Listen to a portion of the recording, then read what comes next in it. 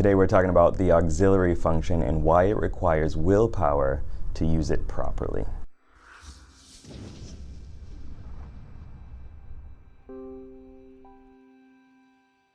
I want to explain what it is, why we're needing more willpower to use that auxiliary function, and some of the benefits that can come about from it. So starting off, the reason why I feel that it requires more willpower than we would like to admit and more than we actually give to it is because the dominant function for whatever your type is either introverted or extroverted. If it's introverted, it's all about refining to make clear, concise decisions, whether it's based on the heart or the head. If it's a perceiving function, then it's about tracking the information, trying to follow it and make the best judgment of it through kind of condensing it, like refining it, seeing where it's going to go or where it came from. And if you're extroverted, if your dominant function is extroverted, you're going to be more about taking in information, speeding up the process, and getting new feedback through it.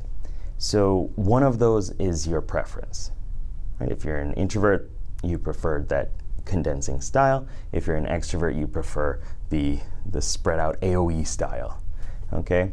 And that is part of your flow state. Each function has its own style that it brings to it, but through doing that, through doing your dominant function, through following your hero, through letting him do his work or her do her work, you're going to energize yourself. You're going to charge yourself up. You're going to be able to get into the state that you prefer and feel good about it, right? And be able to just continue to go almost endlessly. You lose track of time. You just get so focused on it, right? That's that flow state that your dominant function brings about. The problem is your way of growth through the auxiliary function, through the companion, is the opposite of that. So if you're an introvert, it is extroverted. If you're an extrovert, it is introverted.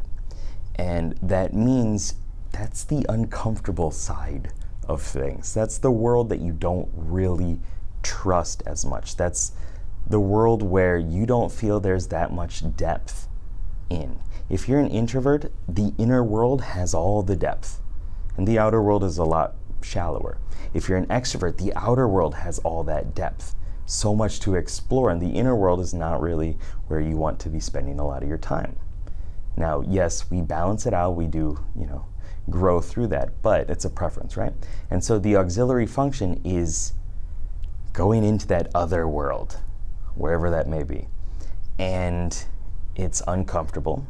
It does not energize you at all. It drains you. And because of that, you need willpower.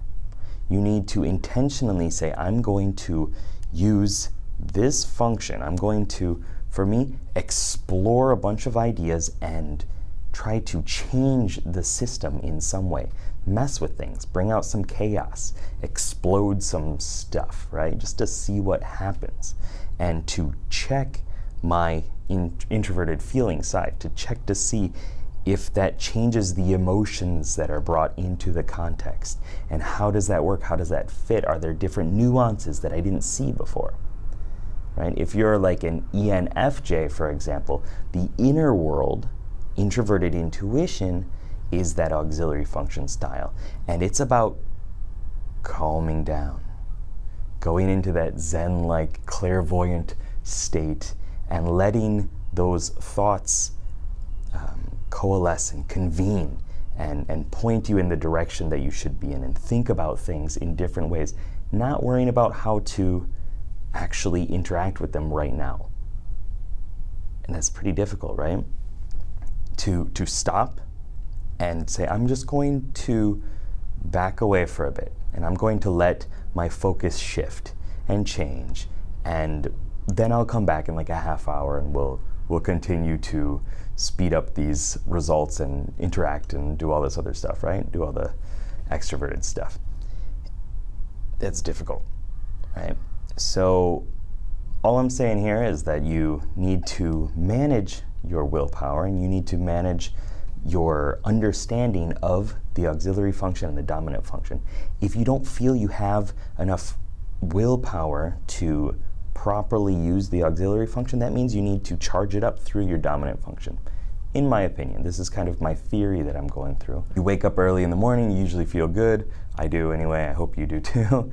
And you instantly have this boost of like continuing through and being able to use your skills to the best of their ability right at the start. Eventually throughout the day, you kind of calm down, and then you need to recharge and you need to shift to your auxiliary function again. Doing stuff in your dominant function is the key to getting into a flow state, to feel good, and then you can bring in the auxiliary function as a tool set even, to give guidance to the dominant function and to use it more properly.